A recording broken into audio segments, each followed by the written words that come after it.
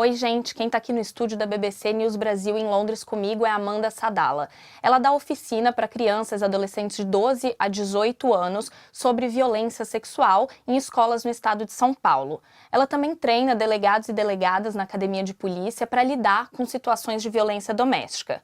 E agora ela e o Instituto Liberta estão trabalhando em uma cartilha para estimular professores em escolas em todo o Brasil a lidar com situações como essa e a estimular a discussão sobre violência sexual nas escolas. Eu queria que você começasse contando pra gente se existe um perfil de criança, de adolescente que esteja mais vulnerável, que seja mais comum acontecer situações de violência sexual. A violência sexual acontece principalmente dentro de casa.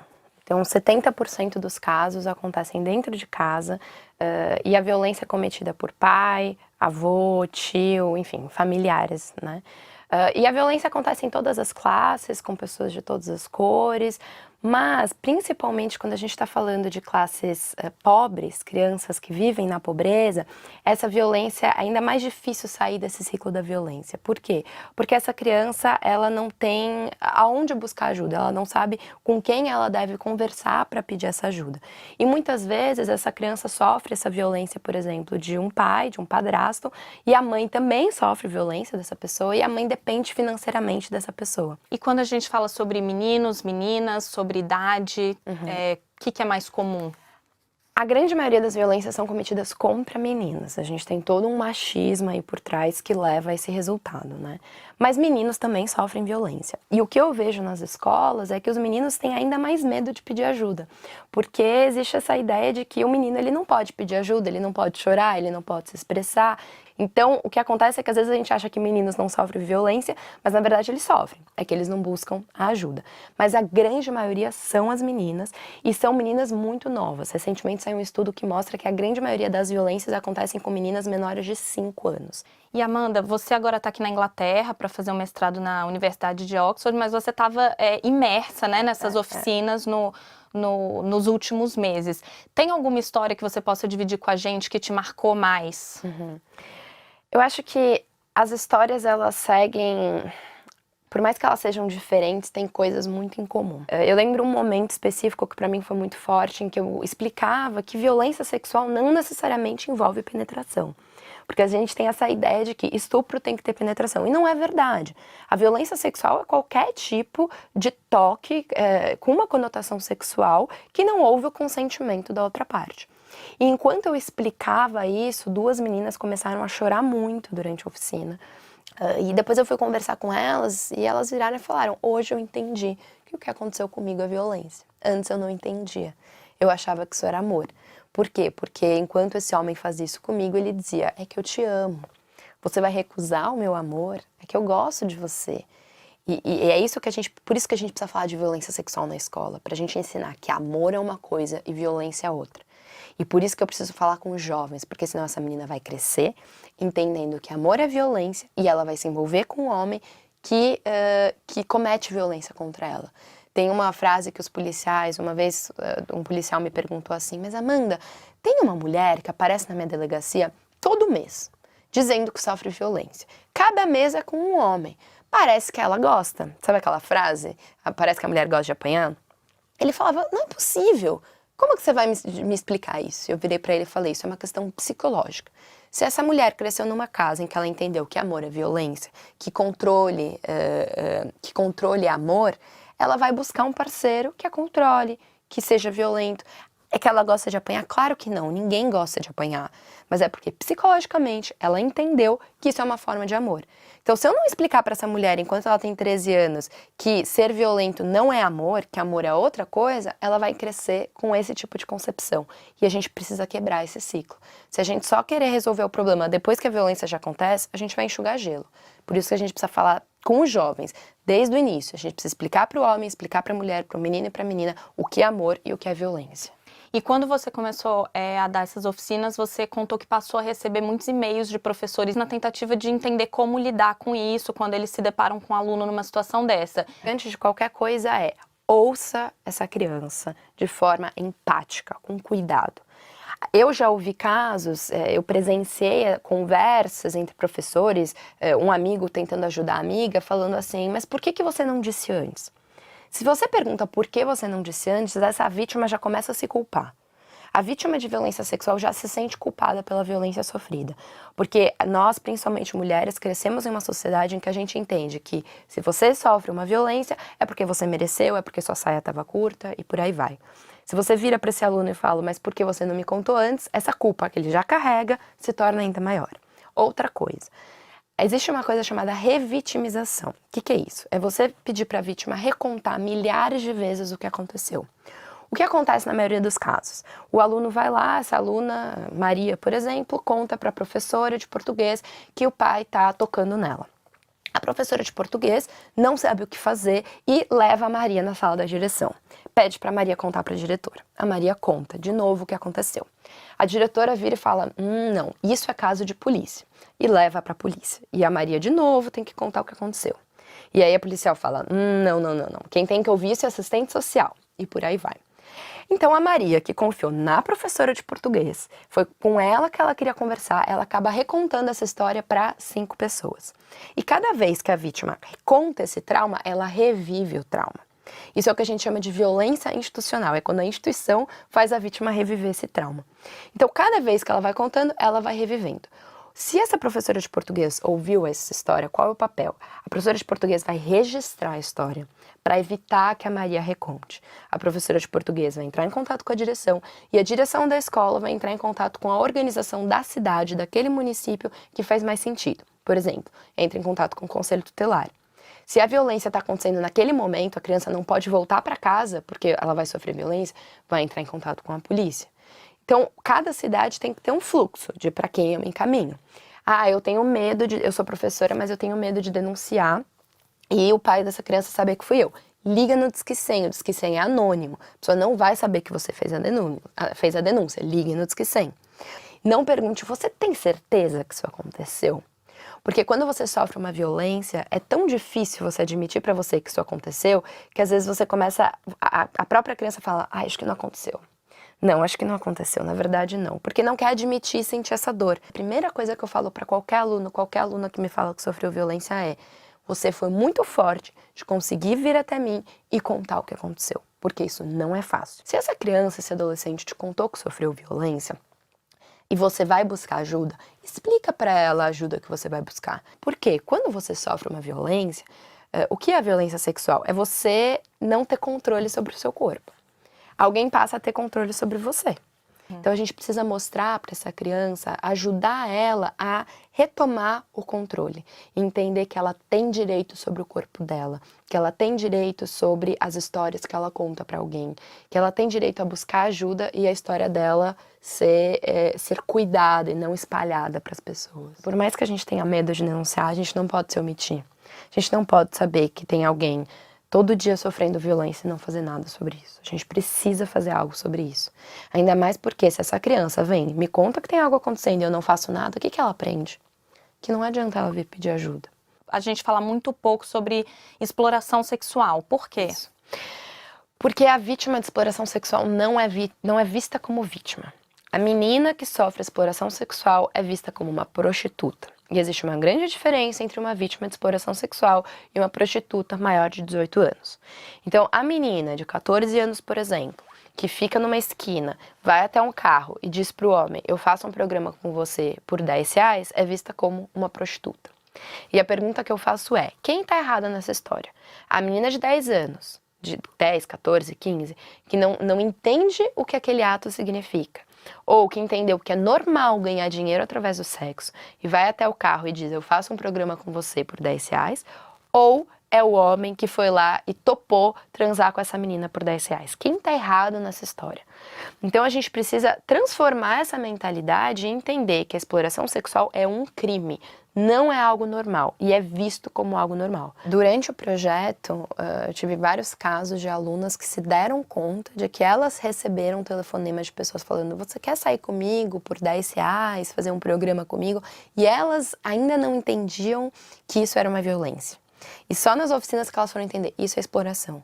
Então eu tive casos de alunas que vieram me mostrar mensagens que elas recebiam no Instagram e no Facebook de homens falando, oi linda, tá a fim de ganhar uma grana? Aí elas, mas como? Você sai comigo por R$10. E a gente faz umas coisas, a gente só... A gente pensa na hora o que você realmente quer fazer, mas enfim, a gente faz umas coisas. E aí tinham meninas que vieram, alunas, e falavam assim: Amanda, se eu não estivesse participando do projeto, eu não ia entender o que é isso. Eu ia achar que isso é normal, eu ia achar que isso é um trabalho, né? Porque a vítima não entende que isso é violência, acha que se eu tô ganhando algo em troca, isso é um trabalho. Assim como eu tive alunas que foram se dar conta de que o que aconteceu com elas era violência durante as oficinas, em que, em momentos em que eu explico o que é a violência sexual, eu vou explicar para os alunos que violência sexual não necessariamente envolve penetração. Qualquer tipo de toque indesejado com uma conotação sexual, sem o consentimento, sem o entendimento da outra parte, é um tipo de violência sexual. Como é que você vê o papel da família? Porque de um lado é onde a pessoa pode encontrar suporte, mas em muitos casos também pode ser de onde vem a violência. Exato. O que sua experiência mostra? Por isso que a escola é tão importante. Porque vamos pensar num caso de uma menina de 14 anos que sofre violência do pai. Então essa menina todos os dias sofre violência do pai, violência sexual. E a mãe dela sofre violência doméstica, desse mesmo homem. Tá? Essa menina vai contar para a mãe o que está acontecendo. A mãe, por mais que ela se sinta muito mal, sabendo que a filha está sofrendo violência, ela tem muito medo de buscar ajuda, porque ela sabe que o pai é violento e pode piorar ainda mais a situação. Se essa menina, dentro de casa, não tem onde buscar ajuda, onde ela vai buscar ajuda? Na escola.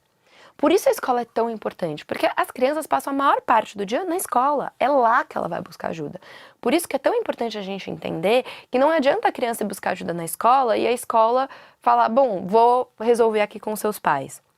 Por isso que o Estado tem que entrar. Às vezes, a família é onde está o problema, e por isso que vem a ajuda da assistência social, que é justamente para ajudar nessa relação da família. Às vezes, essa mãe precisa de ajuda. Muitas vezes o que acontece, eu escuto a escola culpabilizando a mãe. Olha essa mãe que sabe que a filha sofre violência e não faz nada. Eu entendo a raiva, mas muitas vezes essa mãe também sofre violência. E essa mãe não quer denunciar porque tem medo desse homem fazer algo ainda pior com ela, e ela não tem mais como cuidar da filha. A mãe fala, se eu morrer, quem vai cuidar da minha filha? E vocês estão pautando, Amanda, esse debate num momento em que esse tema tem gerado muita polêmica no nosso país. Sim. Eu queria saber se vocês enfrentam algum tipo de resistência na hora de fazer esse trabalho e de onde vem essa resistência. A minha sensação é que a maior resistência vem do medo. Eu vejo mães e pais que muitas vezes não querem que os filhos falem sobre esse tema por medo, porque muitas vezes esses pais, essas mães sofreram violência ou sabem que os filhos sofreram violência e não querem enfrentar o problema. Então muitas vezes é do medo, vamos fingir que isso não acontece. Outra coisa que eu acho que tem uma grande confusão aí, que é, para falar de violência sexual, eu preciso falar de gênero. Eu preciso falar de identidade de gênero. Por quê? Porque a violência sexual, quando existe uma violência sexual contra uma menina, ela se baseia em que ideia? A ideia de que a menina é inferior. A ideia de que a mulher está lá para dar prazer para o homem. Então, falar de violência sexual envolve falar de um estereótipo de gênero. O estereótipo de que a mulher serve para servir ao homem, dar prazer ao homem, e ela é inferior ao homem. Então, se eu não falar de gênero, eu não consigo falar de violência sexual. É isso que a gente precisa entender. Por exemplo, se eu não falo com os meninos de masculinidade tóxica, que significa o machismo se virando contra os meninos, o menino ele aprende que ele não pode se expressar, que ele não pode chorar, que ele não pode buscar ajuda. O que acontece? Ele cresce entendendo como que ele expressa os sentimentos? Na raiva. E aí ele cresce numa sociedade machista, em que ele aprende que a mulher é inferior, ele desconta a raiva na mulher. E se ele expressar o sentimento, ele é visto como, ele é gay. É isso que coloco. Então, eu preciso explicar primeiro por que estão associando a ideia de gay, da sua orientação sexual, com uma inferioridade. E a inferioridade com o feminino, com a mulher. Então, é tudo isso que a gente precisa desconstruir. E a cartilha que vocês estão produzindo, vocês têm essa intenção de distribuir no país inteiro, né? Vocês acham que não vai ter nenhuma resistência, que tudo bem, que vão conseguir fazer isso? Olha, eu acho que quando as pessoas olham para a cartilha e vão ler do que a gente está falando, vão entender que tudo o que a gente quer nessa cartilha é ajudar as crianças a entenderem que violência sexual não é amor. Entender o que é violência sexual. Então, eu acho que fica muito, a gente fala muito sobre, mas vai falar de gênero, vai falar disso, vai falar daquilo. Aí você olha para um material que ensina para essa criança o que é violência sexual, como ela se protege, como ela entende que ela tem o corpo que é dela, que ela tem direito sobre o corpo dela. A gente está falando de coisas básicas. E no Brasil, em 10 anos, a gravidez de meninas de 10 a 14 anos não diminuiu. E também no Brasil a gente vê que a maior parte das vítimas de estupro são crianças e adolescentes. Exato. Você acha que oficinas como essa e como podem ajudar a combater dados assim? Eu tenho certeza que falar sobre violência sexual nas escolas é um dos grandes caminhos para a gente diminuir, por exemplo, os índices de violência sexual, de gravidez precoce e por aí vai. Por quê? Porque se a gente não fala sobre sexo com os jovens, o que acontece? Ele não tem entendimento do direito que ela tem, de que ele tem sobre seu corpo. Não tem entendimento de como se protege. Não tem entendimento de como buscar ajuda. O que eu mais vejo são alunas que vêm conversar comigo porque elas sabem que elas podem e dizem: Amanda, eu comecei um relacionamento, eu quero saber como eu me protejo, como eu me cuido. Alunas que a gente faz rodas, às vezes só entre meninas. E tem alunas que param e falam: nossa, Amanda, eu acabei de perceber que faz 1 ano que eu transo com meu namorado, menina de 13, 14, 15 anos, sem eu querer. Porque eu aprendi que eu preciso transar com meu namorado quando ele quer. E aí eu vou explicar que a violência sexual não está distante da gente. Ou alunas, por exemplo, que têm relação sexual com 12 anos, às vezes elas nem querem. Elas estão fazendo isso porque elas vivem existe uma indústria, principalmente uma indústria pornográfica, incentivando uma sexualização super precoce, né? Não é falar não pode falar de sexo e não é falar não faça sexo. Vamos falar de sexo e faça sexo de forma saudável, respeitosa e sem violência. Amanda, você mencionou a pornografia. O que ela tem a ver com esses problemas? Tudo.